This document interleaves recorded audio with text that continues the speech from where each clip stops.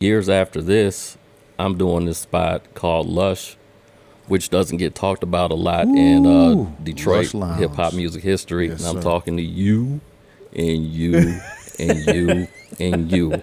I'm really like an integral part of the hip hop scene becoming what it was. And my name rarely gets mentioned. And, you know, I'm not one to talk a lot. I'm really about that work. So I don't even like to speak that much on the mic when I'm spinning. So that's just my personality. I will say this, and this is why I didn't tell the story yet. Go ahead. All right, we pause. So Yep. 8 Mile, a lot of the extras in that movie came from Lush Lounge, which was the spot that I spun at. Okay. The bouncer at Lush Lounge is the first person you see in the movie 8 Mile playing a bouncer. Word. He had a black shirt? Probably. That was a good guess. Tight ass black That shirt. was good. That was good. Miss Corona used to be at Lush every week. Marv One, also in the movie, every week. I am not an insider by any stretch of the imagination. I stay outside as much as possible, in fact. This is fantastic. Okay. No. Seriously. That's like, why this we is doing great. a podcast, This is so great. to share stories, like Yes, because there's sir. so much stuff that we've experienced that we absorb, but we never in today's world you're supposed to stream it, podcast it, say it, Right. interview Every it, 5 minutes. every 5 minutes, and, Yeah. and we haven't done that over No. a course of a long time. Yeah. And a lot of times I sit back and think like somebody. I tell people when they call me a legend, I'm like, I'm not a legend. I never say, yeah, I'm a legend, right? So I had these little young kids watching me DJ. Oh, you're a legend from Detroit. I say, I'm not a legend. If I were a legend, I'd be rich from DJing. I'd be, like Right. whatever. Like Right. I'm not. I don't have a hit record. I'm not Right. in demand. I'm not. Right. But for a lot of cats that saw me, they perceived me that way, right? And so I'm like, dang. I'm flattered. Like you called me a legend. Yeah. So in their world, in their mind, sitting from where they were sitting, they thought you were cool or untouchable or really made a really great contribution. And so I was with Tone during his formative years at Michigan State as he's becoming the DJ that he is. And I wasn't sitting next to Tone like, man, you a legend, dude. And like, oh, you too, Steve. Like, we wasn't sitting around. We're legends, nobody does right? this. We Nobody weren't does doing that. It was just When you're with your contemporaries, you don't do that. Like when I just a little bit ago, when I said about Dilla. shoes. No, about shoes. About Dilla, because you were like, I didn't view Dilla. You view Dilla as a contemporary Person. Yeah. I'm gonna be honest though, I thought he was that good to be a legend. No. The way I like to tell is like I didn't expect him to do what he did for me. He did it because he respected what I did. Correct. And so Yes. he's a fan of me.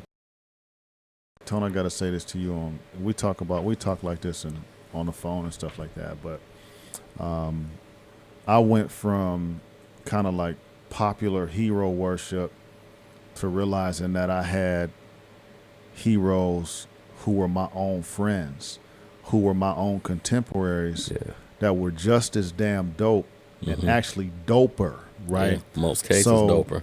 The cats that I saw, I can name a few off the head that I knew were special in their certain lanes.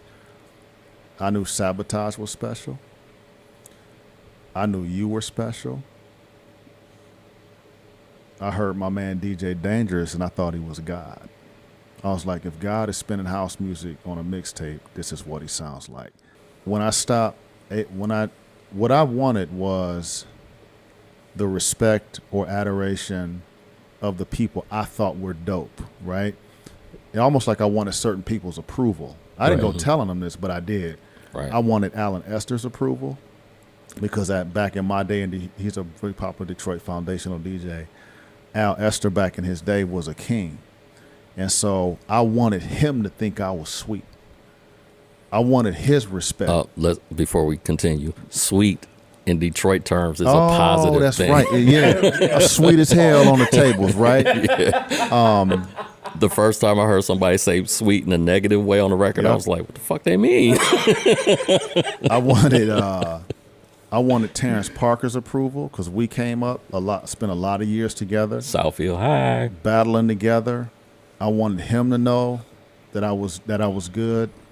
A lot of cats I wanted to hear me, and I don't think they ever heard me. They were too big or would never have heard of me. I secretly wanted them to know that I was good.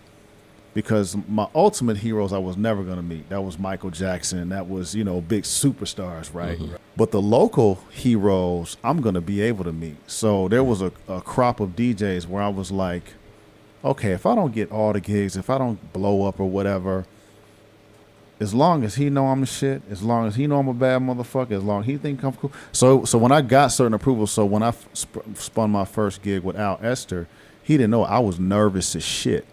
I didn't want to mess up because he was Al Esther. Mm-hmm. Still is. He corrected me because at the time I was playing my classics too fast. Because in Detroit we speed everything up. Oh yes, yeah, man. Y'all play outlandishly fast. So I played relative to Chicago. Yep. So I was playing too fast. Relative to the world. I was playing Gwen Guthrie, Should Have Been You. And he came up to me.